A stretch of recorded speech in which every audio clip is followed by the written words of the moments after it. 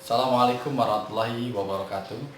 Sahabat-sahabat sekalian, hari ini kita sedang menjalankan social distancing, sebuah berupa anjuran diam di rumah, belajar dari rumah, bekerja dari rumah.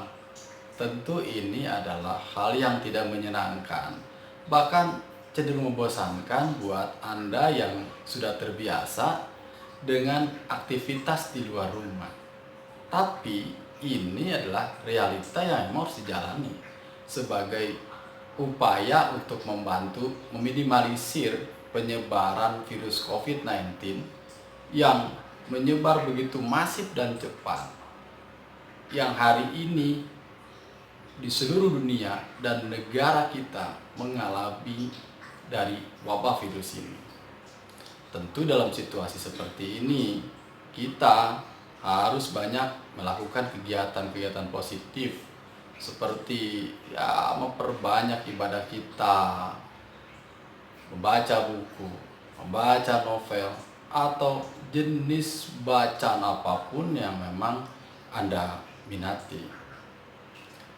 Atau bisa juga dengan kita menonton konten-konten positif ya, sehingga kita bisa mendapatkan dan menambah nutrisi pengetahuan baru di masa yang seperti ini. Untuk itu sahabat-sahabat semua, saya ingin berbagi di video ini tentang sisi kehidupan para pemimpin bangsa kita yang telah berjasa mengantarkan kemerdekaan untuk kita melalui perjuangan yang begitu panjang untuk mengusir kolonialisme yang bercokol di negeri ini berabad-abad. Tentu perjuangan yang begitu panjang itu mereka bisa lalui dengan perahu persatuan yang mereka rajut. Namun hari ini terlihat sesuatu yang sangat memprihatinkan ketika kita saksikan di medsos terjadi pembelahan, terjadi saling serang menyerang, sindir menyindir, hina menghina di antara dua kelompok yang berbeda pandangan. Tentunya ini melukai perjuangan para pendiri kita untuk merajut persatuan dan dengan entengnya dirobek oleh anak bangsanya sendiri. Untuk itu, mari kita menggali lebih dekat lagi supaya kita lebih kenal lagi para tokoh kita, seperti istilah dalam bahasa Yunani, res tantum cognoscitum quantum diri gitu. Tak kenal maka tak sayang, tak sayang maka tak cinta. Kali ini saya akan berbagi tentang kehidupannya Bung Karno. Kita tahu bahwa Bung Karno adalah sosok Presiden Republik Indonesia yang pertama yang memiliki segudang kemampuan dan juga tak terlepas dengan sisi kontroversinya. Kita tahu Bung Karno adalah seorang orator ulung. Dia ketika berpidato mampu menghipnotis seluruh orang-orang yang menyaksikan pidatonya. Bukan hanya di Indonesia, tapi juga di luar negeri. Bahkan kita pernah tahu bahwa ketika di PBB sekitar tahun 1960-an, Bung Karno berpidato di ruang PBB dengan tema To Build the World Anew. Dia mampu menghipnotis ruangan PBB itu. Bahkan dia mengkritisi pemikirannya Bertrand Russell, seorang filsuf besar Inggris. Bayangkan, dia mampu melawan sekelas filsuf besar Inggris yang sampai hari ini dikenal oleh para akademisi filsafat. Mengapa Bung Karno bisa melakukan itu? Karena seperti yang istilah dari Cicero, siapa yang naik podium dengan persiapan, maka dia akan lancar saja. Artinya siapa yang naik ke podium tidak dengan persiapan, maka dia akan turun dengan hinaan. Nah, Bung Karno naik podium dengan persiapan, pengetahuan, kemampuan, keilmuan yang dia miliki. Karena kita tahu bahwa keilmuannya Bung Karno itu multidimensi ilmu. Dia mampu memahami ilmu-ilmu selain keilmuan yang memang dia geluti selama dia kuliah. Dia adalah orang yang kuliah di jurusan teknik arsitektur, tapi dia memiliki kemampuan pengetahuan keilmuan politik, hukum, ekonomi, filsafat, luar biasa gitu. Bahkan Bung Karno ini dengan keilmuannya itu mendapatkan penghargaan honoris causa, doktor honoris causa dari beberapa kampus dalam dan luar negeri, dari Italia, dari Amerika, dari Filipina, dan dari negara-negara lainnya. Ya, dia mendapatkan penghargaan itu. Gitu. Bidang apa? Bidang hukum, bidang politik, bidang filsafat. Dia dapatkan penghargaan. Karena kita tahu bahwa Bung Karno banyak sekali dipengaruhi oleh pemikiran-pemikiran besar ya, pemikir besar. Itu sejak dia muda. Dia terhanyut ketika membaca Das Kapital karya Karl Marx, sebuah pemikiran sosialis ya. Dan juga ada Fritz Adler, yaitu sosial demokratik. Dia juga membaca pemikirannya liberal, yaitu Thomas Jefferson. Di bidang ekonomi dia mengakui banyak dipengaruhi oleh pemikirannya Dr. Sun Yat-sen, seorang tokoh yang memerdekakan Tiongkok dengan pemikiran yang terkenalnya adalah San Min Chun I. Gandhi juga banyak mempengaruhi pemikirannya Bung Karno. Jadi Bung Karno adalah selain seorang yang memiliki orasi ulung, dia juga memang punya basic kemampuan keilmuan. Yang ketiga, Bung Karno adalah seorang pemimpin yang memiliki keberanian dan ketegasan, juga karisma. Nah, ketika bicara ketegasan, ada cerita ketegasannya Bung Karno ketika Nikita Khrushchev, waktu itu presidennya Rusia, meminta Bung Karno untuk berkunjung ke Rusia. Tapi Bung Karno tidak langsung mengiyakan permintaannya Khrushchev. Meskipun dalam batin Bung Karno, Indonesia membutuhkan Soviet gitu. Karena apa? Karena situasi Indonesia juga memang belum merdeka sepenuhnya gitu. Rongrongan dan penyerangan Belanda dari agresi militer 1 dan 2 juga dilakukan. Tentu Bung Karno perlu backup kekuatan yang besar supaya Bung Karno bisa menghalau ketika memang ada serangan dari luar negeri lagi.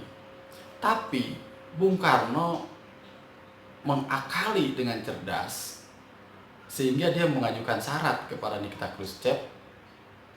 Dia mau berkunjung ketika Nikita Khrushchev atau bangsa Rusia bisa menemukan kuburannya Imam Bukhari. Karena Bung Karno ingin berziarah ke Imam Bukhari. Dan akhirnya Khrushchev pun setuju dengan permintaannya Bung Karno. Dia menginstruksikan para stafnya untuk mencari kuburannya Imam Bukhari. Meskipun dari pencarian pertama itu gagal, dan Khrushchev pun menyampaikan kegagalannya. Tapi Bung Karno tetap, Bung Karno pada pendiriannya, Bung Karno akan datang kalau kuburan Imam Bukhari itu sudah ditemukan. Akhirnya Khrushchev pun kembali menyuruh bawahannya atau stafnya untuk mencari kuburan Imam Bukhari sampai dapat. Dan akhirnya kuburan Imam Bukhari bisa ditemukan oleh mereka. Mereka bangun, mereka vulgarkan menjadi lebih indah, yang awalnya tidak terurus, dengan lahan 10 hektar di daerah Samarkand. Sekarang adalah negara Uzbekistan ya. Dulu dia gabung di Soviet dan setelah pecah dia berdiri sendiri negaranya di Uzbekistan. Sehingga rakyat Uzbekistan tahu cerita ini gitu, bahwa Bung Karno punya jasa besar terhadap kuburannya Imam Bukhari. Nah, itulah ketegasan Bung Karno. meskipun dia yang dihadapi adalah seorang Nikita Khrushchev, pemimpin besar, ya, pemimpin besar. Sama ketika dia mengkritisi pemikirannya Bertrand Russell pada saat pidato di PBB itu, seorang filsuf Inggris, filsuf besar, dia mampu mengkritisi. Selanjutnya ada juga bukti ketegasan Bung Karno, yaitu pada saat pertemuan dengan miliarder kapitalis Itali, yaitu Aristoteles Onassis. Nah, pertemuan Bung Karno dengan Onassis yang disinyalir ini atas inisiasi dari para seniman Itali, karena kita tahu bahwa Bung Karno adalah selain seorang politisi, beliau adalah orang, mungkin pemimpin satu-satunya di dunia yang memiliki naluri dan ketertarikan terhadap seni, bahkan punya pengetahuan seni yang begitu luas, sehingga beliau dekat dengan kalangan selebritis dunia gitu. Akhirnya Bung Karno pun dengan Onassis bertemu. Lagi-lagi Bung Karno adalah orang yang cukup humble, dan dalam satu pertemuan Bung Karno bisa terlihat begitu akrab ya dengan lawan bicaranya.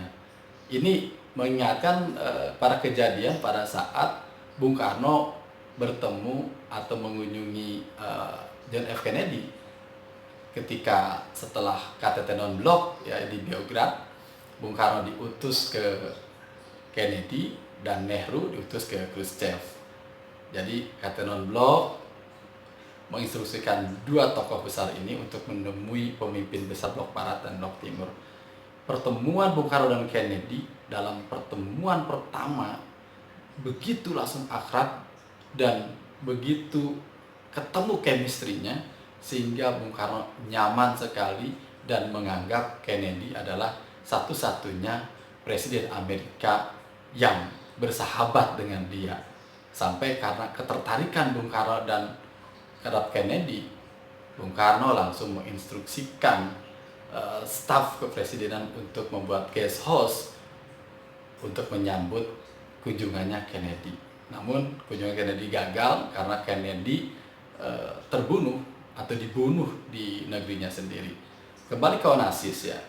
Pada saat pertemuan dengan Onassis ya, kebetulan pada waktu itu mereka naik kapal pesiar Christina yang dimiliki oleh Onassis, dan di kapal itu Bung Karno dan Onassis berbincang ya. Dan isi perbincangannya adalah menurut Bung Karno bahwa Onassis memiliki ketertarikan untuk mengucurkan miliaran dolar Amerikanya untuk menjajaki investasi Indonesia. Tentunya ketika Onassis berbicara ini sebuah angin segar buat perekonomian Indonesia. Tapi Onassis minta jaminan keamanan dari Bung Karno agar perusahaannya itu selama 35 tahun itu tidak dinasionalisasi. Namun bukan Bung Karno kalau mudah tergoda dengan rayuan-rayuan itu. Akhirnya Bung Karno berpikir dan menolak permintaannya Onassis. Kenapa? Karena permintaan Onassis ini adalah melanggar Undang-Undang Penanaman Modal yang diterbitkan tahun 1958, bahwa perusahaan asing ataupun swasta itu dibatasi 10-15 tahun kecuali mereka memiliki mampu memberikan keuntungan buat negara dan rakyat Indonesia, itu bisa diperpanjang lagi. Kenapa Bung Karno lakukan itu? Karena Bung Karno menginginkan kemandirian ekonomi. Makanya dalam trisaktinya Bung Karno adalah salah satunya berdikari di bidang ekonomi. Bung Karno tidak alergi dengan modal asing, tapi Bung Karno tidak ingin negara ini, perekonomian khususnya, dikuasai oleh para kapitalis. Itulah sisi ketegasan Bung Karno dan juga kecerdasan Bung Karno. Nanti kita akan lanjutkan lagi sisi-sisi kehidupan Bung Karno yang sangat banyak sekali dan menarik untuk kita ketahui. Nanti kita akan lanjutkan lagi di video-video yang lainnya. Untuk itu, supaya saya bisa upload terus cerita atau kisah dan peristiwa ataupun nanti hal-hal lain yang akan kita berbagi, share, like, komen konten-konten positif dan video ini. Dan terima kasih. Assalamualaikum warahmatullahi wabarakatuh. Salam Indonesia.